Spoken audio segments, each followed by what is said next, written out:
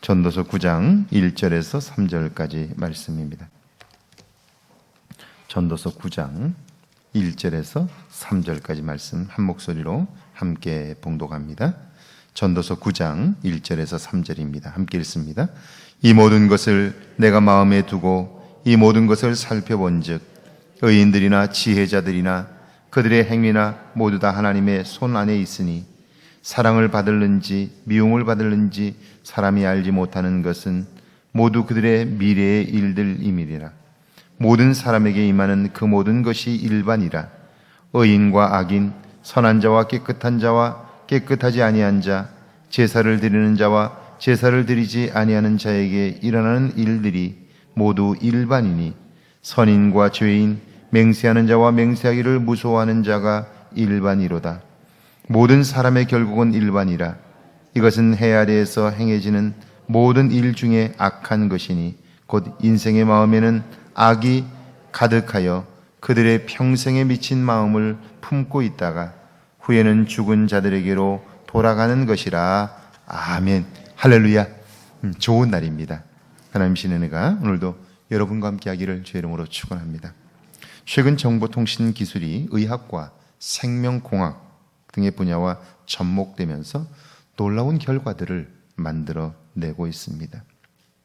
우리 안에 망가진 장기들을 교체하는 일뿐 아니라 이제는 과학자들과 미래학자들은 인간의 신체적인 한계를 넘어서겠다고 그렇게 다짐하며 거기에 연구를 하고 있는데요. 심지어는 정신적인 한계까지 극복하겠다고.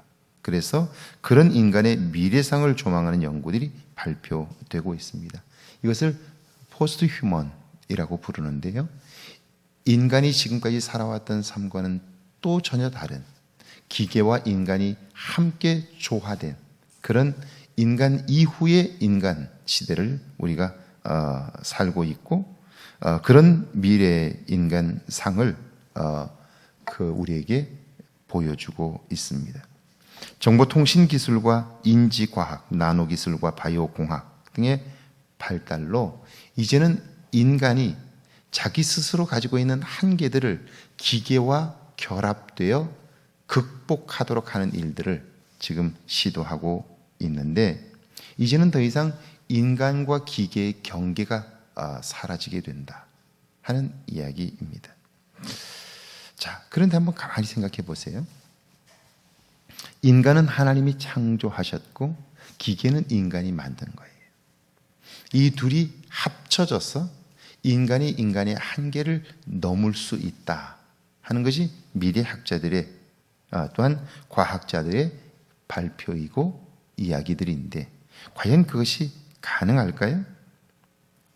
둘이 합쳐진다는 말은 곧 인간이 하나님이 된다는 말이에요. 보세요. 인간을 창조하신 분이 하나님인데 그 한계를 극복할 수 있도록 인간이 기계를 만들고 인간과 기계가 하나 된다는 거예요. 그래서 인간의 차원을 넘는 존재로 살게 하겠다 하는 건데 이 말은 좀 더 정확히 말하면 인간이 하나님과 동등한 존재가 된다 그런 말이죠. 그러니까 이 주장은 굉장히 장밋빛인 것 같지만 사실은 바벨탑과 다르지 않다 하는 이야기이고요. 그리고 인간이 기술을 통하여 인간 존재의 한계를 극복함으로써 포스트 휴먼, 인간 이후의 인간의 삶을 꿈꾸고 있다는 것 자체가 사실은 넘어설 수 없는 차원이 다른 부분을 이야기하는 것이다 라고 이야기할 수 있을 거예요. 자, 오늘 1절에 보니까 이렇게 되어 있어요. 같이 한번 읽어볼까요? 이 모든 것을 내가 마음에 두고 이 모든 것을 살펴본 즉 의인들이나 지혜자들이나 그들의 행위나 모두 다 하나님의 손 안에 있으니 사랑을 받을는지 미움을 받을는지 사람이 알지 못하는 것은 모두 그들의 미래의 일들임이라. 인간의 기술이 인간 자체와 결합하여 인간의 육체와 정신적인 한계를 넘어선다는 것은 인간의 바람이지만 그러나 여러분 그것이 만약에 되어진다고 해도 그 이후에 어떤 일이 벌어질지 우리는 알지 못해요. 인간이 기술 문명을 발전시킨 이후에 인간 스스로가 만들어 놓은 기술 문명 때문에 얼마나 많은 고통 가운데 있는지 몰라요. 여러분 한번 가만히 생각해 보세요. 이전에 우리가 사용했던 그 식기들은 처음엔 나무로 되어 있었어요. 그러니까 나무로 우리는 거기에 음식을 담아서 먹었는데, 그게 불편한 것은 자꾸 쉽게 깨져요. 그리고 그것은 더러워지고, 한번 더러워지면 그것은 제거하기가 어려워요. 그래서 쇠붙이로 그릇을 만들기 시작했어요. 근데 처음 쇠붙이로 만들었던 그릇들, 우리는 녹그릇들인데요, 그것들은 녹이 자주 쓸어요. 자주 닦아줘야 돼요. 그러니까 불편해요. 명절이 되면 녹그릇 집집마다 닦았던 기억들이 다 있잖아요. 그러다가 양은 그릇이 나왔어요. 양은 그릇은 가볍고 굉장히 좋아요. 그런데 문제는 양은 그릇은 금방 구멍이 나요. 약해요. 불편해요. 그러다가 인간은 플라스틱을 만들어요. 플라스틱은 얼마나 편리하고 좋은지 몰라요. 그래서 정말 플라스틱을 엄청나게 만들어냈고요. 그 플라스틱으로 인간은 어마어마하게 편리함을 누렸어요. 지금 플라스틱이 들어가지 않는 곳이 없어요. 인간 삶에 있어서 플라스틱은 이제는 뗄 수 없어요. 너무너무 편리하고요. 무엇을 담기에도 편리하고 가볍고 질기고 얼마나 좋은지 몰라요. 그래서 인간은 편리함을 위해서 플라스틱을 마구 사용했어요. 그런데 그 플라스틱은 얼마나 잘 만들어졌는지 썩질 않아요. 100년, 200년, 300년이 가도 썩지를 않아요. 그러니까 인간이 사용한 플라스틱은 썩지 않고 그대로 남아있는 거예요. 그러니까 그때부터 문제가 생기기 시작한 거예요. 플라스틱 공해, 이것은 우리가 생각하는 것보다 훨씬 심각해요. 체내에 들어가면 배출이 되질 않아요. 그리고 이게 화학 성분이기 때문에 우리 몸 안에서 끊임없이 문제들을 일으키는 거예요. 이제는 플라스틱 때문에 지구가 멸망한다라고 말할 정도에 이르렀어요. 여러분 뉴스를 통해서 태평양 한가운데에 플라스틱 섬이 만들어졌다는 이야기를 들으셨을 거예요. 그 섬 크기가 어마어마해요. 손댈 수가 없어요.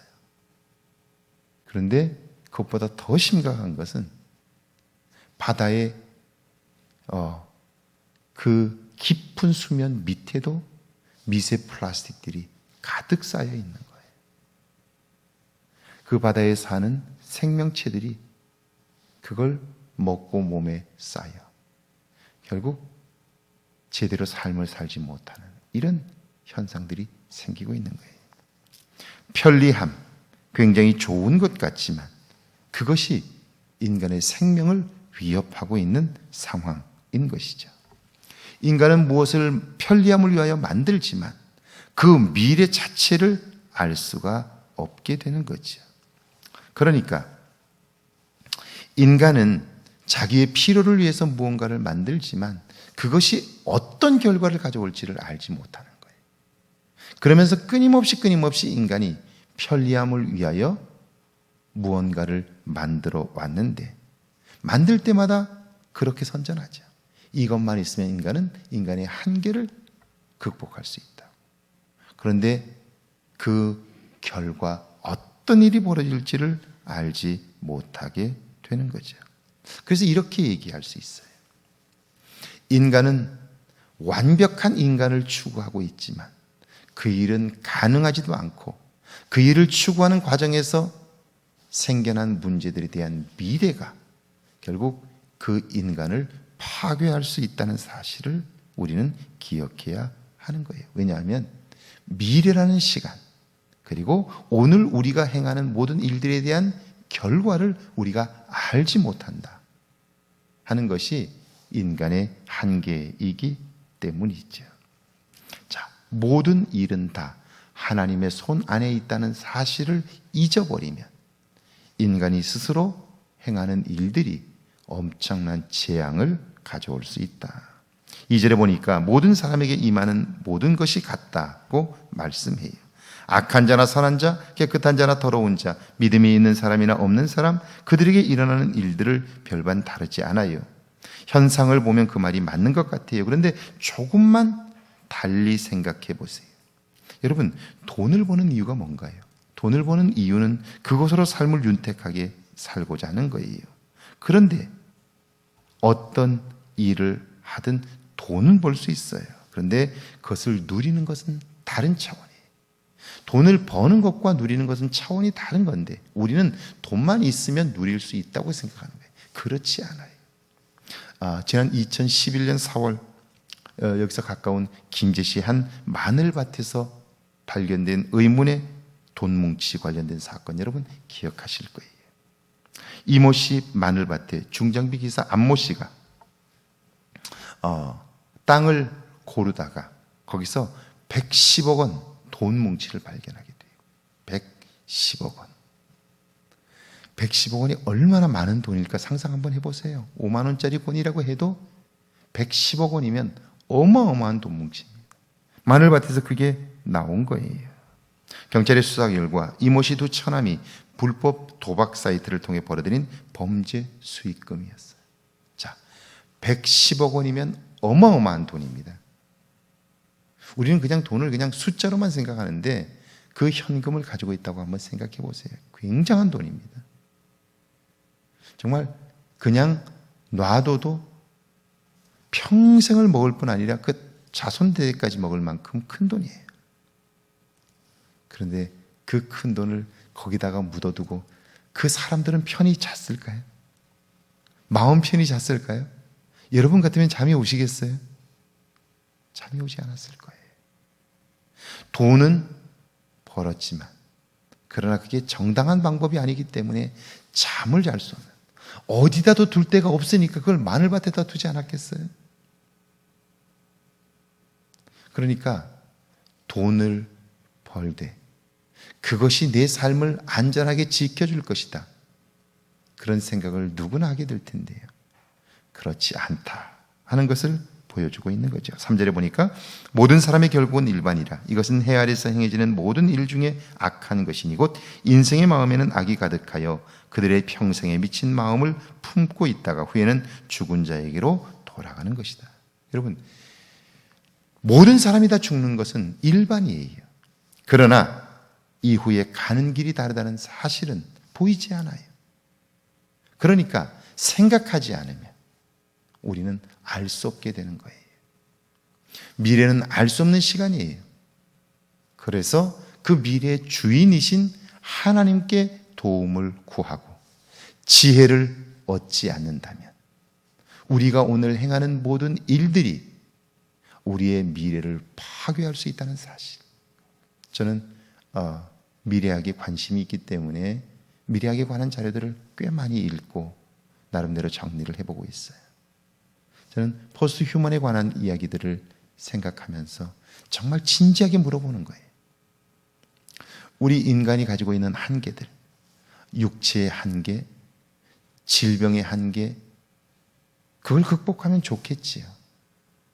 그런데 여러분, 가만히 한번 생각해 보세요. 노화란 약해져서 질병으로 삶이 끝나는 거예요. 그런데 만약 삶이 끝나지 않는다고 생각해 보세요. 인구는 점점 많아지게 될 것이고요. 거기서 생기는 문제는 얼마나 클까요? 하나님께서 만드신 창조의 질서, 이게 파괴되면 인간은 또 다른 재앙을 경험할 수밖에 없다 하는 거예요. 그래서 우리가 기본적으로 생각해야 할 것은 미래를 알지 못한다. 미래는 하나님의 시간이다. 세상은 하나님이 다스리신다. 그렇다면 우리가 무엇을 할 때에 하나님께 지혜를 구하는 일이 무엇보다도 먼저다. 우리가 플라스틱 공예만 생각해 봐도 인간이 편리함만을 추구하게 되면 어떤 일이 벌어지는가를 알게 되는 거예요. 보세요. 인간이 전쟁에서 이기겠다고 신무기를 개발했어요. 그게 핵이죠. 핵은 모든 무기를 무력화시키는 힘을 가지고 있어요. 문제는 그걸 만든 인간은요, 그걸로 자기가 살고 있는 지구를 깰 수 있다는 사실이에요. 지구를 깰 수 있어요. 지금 전 세계에 있는 핵무기만 해도 지구를 수십 번 깨고도 남을 만한 양을 가지고 있어요. 그게 지금 컴퓨터에 의해서 채워져 있어요. 어느 순간 어제처럼 번개가 쳐서 갑자기 그게 맞으면요, 암호가 한순간에 풀릴 수 있어요. 그러면 어떤 재앙이 벌어질까? 우리는 상상할 수 있잖아요. 재앙이에요, 재앙. 인간이 하는 일들, 하나님의 견제가 없으면 이런 일들이 벌어질 수 있다는 거예요. 우리의 삶도 마찬가지예요. 오늘 하루 하나님의 도우심을 힘입는 지혜가 있는 하루가 되기를 주의 이름으로 축원합니다. 우리 함께 기도하시죠. 헛된 생각이나 미래에 사로잡히지 않게 해달라고요. 하나님 안에서 주어진 것들을 누리며 살게 해달라고요. 함께 기도합니다.